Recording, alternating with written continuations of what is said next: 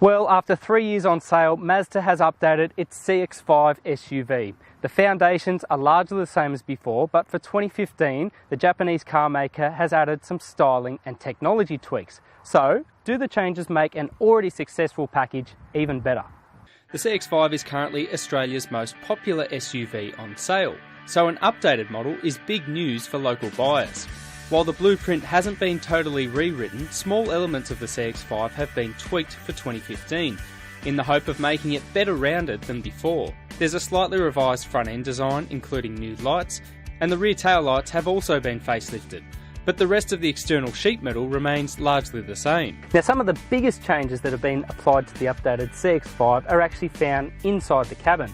There's a new 7-inch display screen, updated switchgear and buttons in the centre fascia, and if you look a little bit further down, it's got an electric park brake which replaces the old manual handbrake and liberates more space both in the size of the cup holders and the centre console.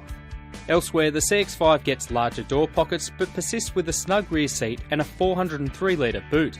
Under the bonnet resides a choice of 3 different engines, a 2-litre petrol, 2.2-litre diesel, as well as the 2.5-litre petrol that we're driving, producing 138 kilowatts and 250 newton metres. The Akira's price has increased as much as $1,190, though Mazda argues there's an additional $2,500 in added value. For the rest of the range, the CX-5 is cheaper than before. Since its introduction to market in 2012, this thing's really been admired for its ability to mix sportiness and comfort. It's an SUV that's actually fun to drive, and that stays intact for 2015. The engine itself is quite good in daily conveyance. There's plenty of torque down low, and it revs freely all the way to its 6,000 RPM redline. The matching 6-speed automatic gearbox is intuitive and decisive in its shifts, but for 2015 it's actually been improved with a new sport button on petrol models. Now what that does is sort of spices up the transmission, keeping the engine at a sweet spot and allowing you to maintain the speed out of corners and on long inclines. Now when you bury your right foot, the engine can become a little bit languid, and that's just because of the CX-5's curb weight. It's a small capacity, naturally aspirated engine paired with a circa 1800 kilogram curb weight in this all-wheel drive model.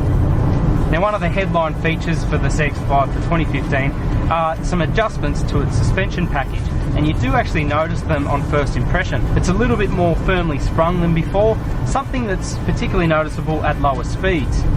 The car feels a little bit jiggly over small undulations, but that seems to be ironed out as you gather speed. And importantly, it's never crashy or jittery. Across the range, the CX-5 has a lovely natural feel to its steering.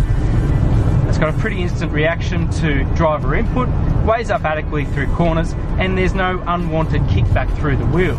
Now, one of the widely publicised bugbears for Mazda in recent years has been the amount of road noise and wind noise that seems to enter some of their vehicles. There's been a fair bit of effort put into the CX-5 to try and remedy that problem, including thicker glass that has added up to 14 kilos to the car's curb weight.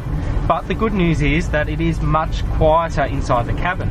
It's still not at benchmark levels, but even on coarse chip roads, you do notice a big difference between this model and its predecessor.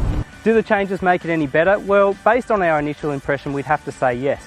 Sure, the ride's a little bit firmer, but with the additions, this car seems to better balance its mix of sportiness and practicality.